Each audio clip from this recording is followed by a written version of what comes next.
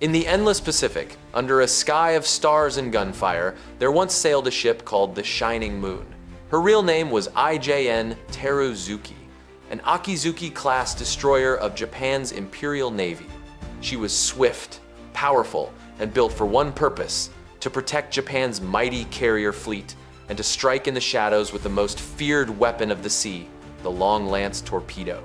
But in the dark waters off Guadalcanal, her light was extinguished in a flash of fire. This is the story of her rise, her battles, and her tragic end. Stay with me, because Teruzuki's story is also the story of Japan's desperate gamble. In 1942, a gamble that would shape the fate of the Pacific War. By 1942, Japan's empire stretched from China to the edges of the Pacific. The Imperial Japanese Navy was considered among the most powerful on Earth, but its strength rested on a fragile edge.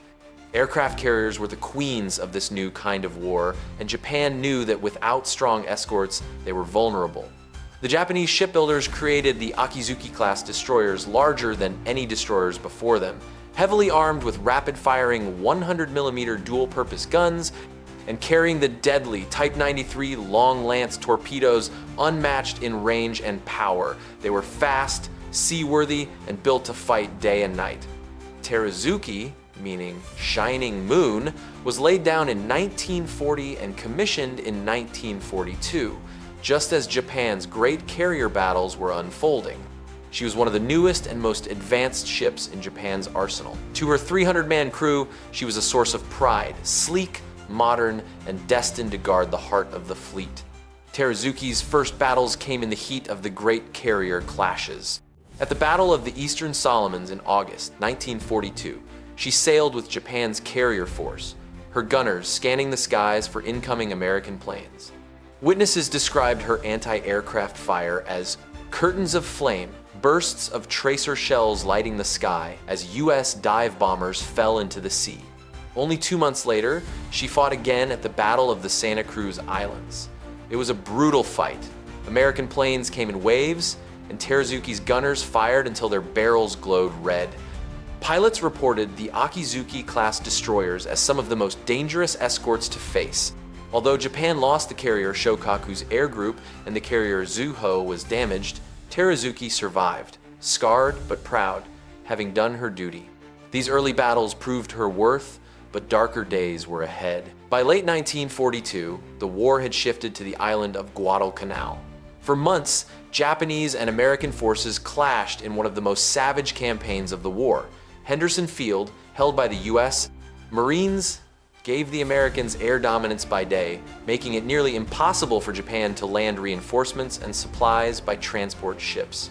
The solution was the Tokyo Express destroyers like Teruzuki, loaded with soldiers and supplies, racing down the slot under the cover of night.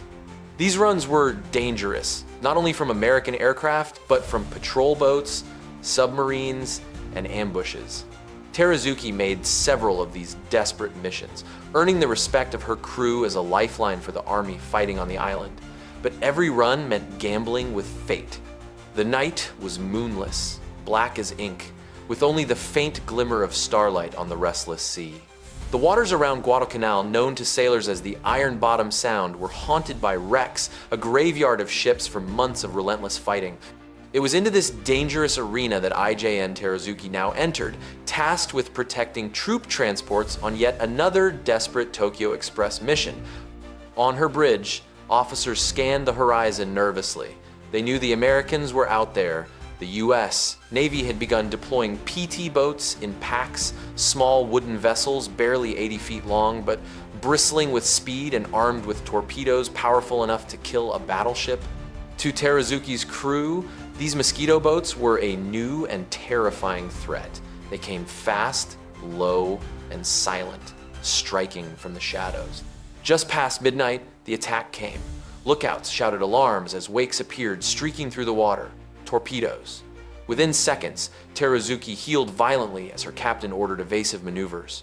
Guns opened up, tracers flashing into the dark, splashes erupting around phantom shapes. The destroyer's searchlights stabbed across the waves, briefly illuminating the outline of American PT boats darting in and out of view like predators.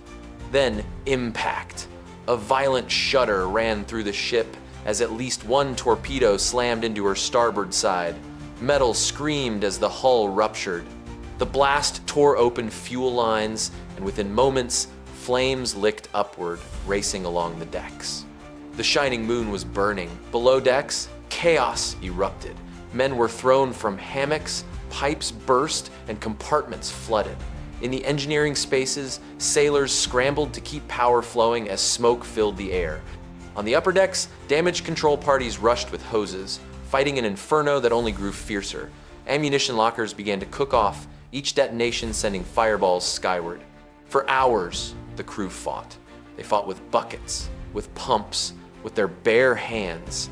Survivors recalled that the heat was unbearable, the air choking with smoke, yet men refused to abandon their ship.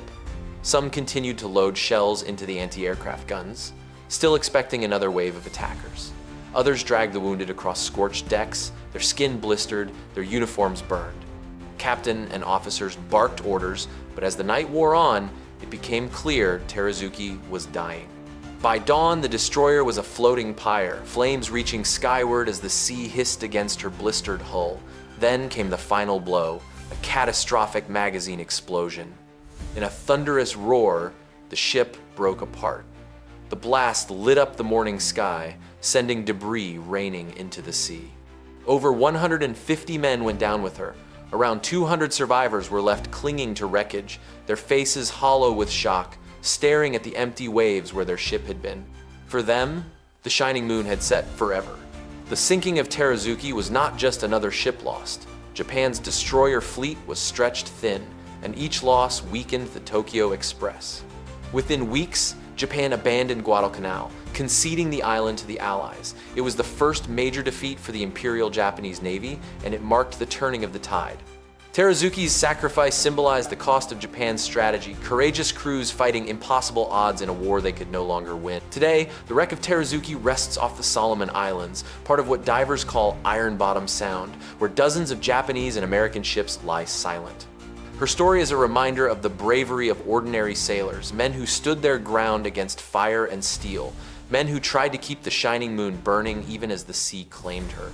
In the grand sweep of history, she may not be as famous as Yamato or Shokaku, but her legacy endures in the memory of those who fought on both sides. For the Americans who launched the torpedoes, she was an enemy to be destroyed. For her crew, she was home.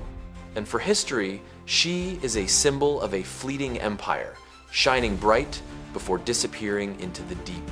Today, the waters off Guadalcanal remain silent, but beneath them lie the bones of a fleet Japanese and American alike. Among them rests the shattered hull of IJN Teruzuki, the shining moon. For a brief season, she lit the Pacific night with fire and defiance. Her end was tragic, but her memory serves as a reminder. In war, even the brightest lights can be extinguished in an instant.